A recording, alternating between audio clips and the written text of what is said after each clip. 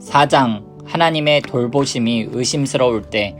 고통 가운데 일어나는 마지막으로 가장 큰 의문은 약간 다르다. 이것은 개인적이다. 하나님은 왜 우리가 필요로 할 때 더욱 관심을 보여주시지 않는가? 하나님이 나의 고통에 대해 염려하신다면 왜 나에게 그것을 알게 해주시지 않는가? 위대한 기독교 작가 C.S. 루이스는 고통의 문제라고 하는 고통에 대한 고전적인 책을 썼다. 그 책에서 그는 기독교인들이 고통을 당할 때 일어나는 많은 의혹들에 대해 설득력 있는 대답을 했다. 수많은 사람들이 루이스의 책에서 위로를 찾았다. 그러나 루이스가 이 책을 쓴 지 몇 년 후에 그의 아내가 암에 걸렸다. 그는 아내가 병원 침상에서 시들어 가는 것을 지켜보았고 그리고 나서 그녀가 죽는 것도 지켜보았다.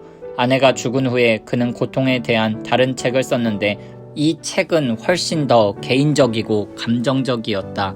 그리고 헤아려 본 슬픔에서 루이스는 이렇게 말한다. 한편으로 하나님은 어디 계시는가? 이것이야말로 가장 불안하게 하는 병이다. 당신이 행복할 때 너무나 행복해서 하나님에 대한 필요조차 느끼지 못할 때 그때 만일 당신이 찬양으로 하나님께 돌이킨다면 하나님은 열린 팔로 당신을 맞아주실 것이다. 그렇지만 당신이 절실히 필요해서 다른 어떤 도움도 헛되기에 하나님께 나아간다면 당신은 무엇을 얻겠는가? 당신의 면전에서 문이 닫히고 빗장을 거는 소리가 이중으로 걸어 잠그는 소리가 들린다. 그런 침묵이 흐른 후 당신도 마찬가지로 돌아서 버린다. C.S. 루이스는 하나님의 존재에 대해서는 의심하지 않았지만 하나님의 사랑에 대해서는 의심했다. 하나님은 어느 때보다도 멀리 계셨고 관심이 없으신 듯 했다.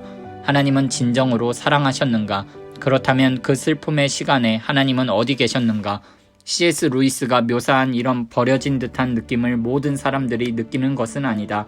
어떤 그리스도인들은 하나님이 이런 슬픔의 시간에 그들에게 특별히 더 생생하게 살아계신다고 말하기도 한다.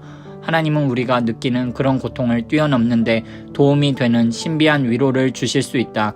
그렇지만 언제나 그렇지는 않다. 때로 그분은 완전히 침묵하시는 것 같은 때도 있다.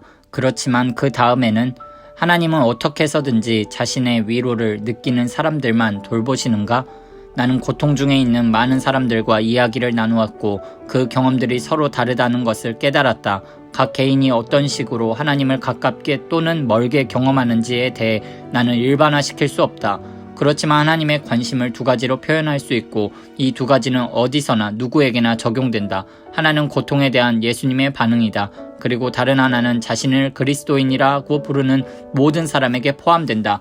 C.S. 루이스 같은 가장 신실한 그리스도인들이랄지라도 하나님의 개인적인 관심에 대해 의문을 갖는다. 그런 때 기도란 허공을 치는 말과 같다. 우리의 의혹을 가라앉힐 사랑하는 하나님의 기적적인 임재란 거의 없다. 그러나 적어도 우리에게 한 가지는 있다. 하나님이 고통에 대해 진실로 어떻게 느끼시는지 실제로 엿보는 것이다. 예수님은 생애의 많은 부분을 고통받는 사람들 속에서 보내셨다.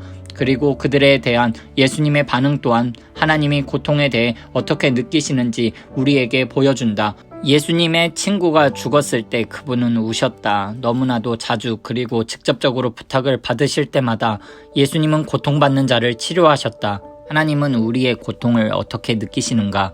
예수님을 보라. 예수님은 슬픔과 비탄으로 고통당하는 사람들에게 반응하셨다. 그리고 나서 그분은 초자연적 능력으로 다가가셔서 고통의 근원을 고치셨다. 나는 예수님의 제자들이 하나님이 돌보시는가? 라는 질문으로 자신들을 괴롭혔는지 의심스럽다. 그들은 주님이 매일 돌보시는 것을 눈으로 보았다. 그들은 예수님이 이 땅에서 하나님의 사명을 수행하실 때 다만 그분의 얼굴을 바라보았고 그분을 지켜보았다. 우리는 하나님이 이 땅의 고통에 어떻게 반응하시는지에 대한 역사적 사실을 예수님 안에 가지고 있다. 예수님은 인간의 고통에 대해 하나님이 아주 가까이 개인적으로 반응하시는 모습을 보여주신다.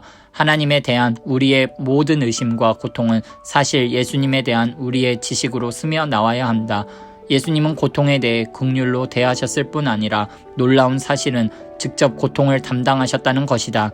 세상을 창조하신 자신의 능력을 욥에게 자랑하시던 그 하나님이 그 세상과 고통을 포함한 세상의 모든 자연법에 자신을 복종키로 선택하셨다. 또 다른 기독교 작가인 도로시 세이어즈는 이것을 이렇게 표현했다.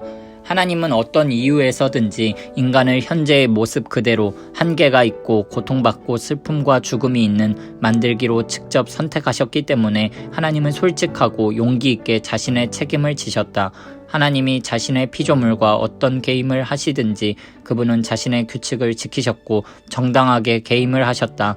하나님은 자신에게 강요하시지 않은 것은 무엇이든 인간으로부터 거두실 수 없다. 하나님은 가정생활의 사소한 짜증과 힘든 일이 주는 갑갑함과 돈이 없는 것부터 가장 몸서리치는 고통과 굴욕과 패배와 낙심과 죽음에 이르기까지 인간으로 겪는 모든 경험을 직접 통과하셨다. 그분은 인간이셨고 인간으로 사셨다. 그분은 가난하게 태어나셨고 수치스럽게 돌아가셨다. 그리고 성경에서 가장 친숙한 구절에서는 하나님이 세상을 이처럼 사랑하사 독생자를 주셨으니 이는 저를 믿는 자마다 멸망치 않고 영생을 얻게 하려 함이라고 말한다.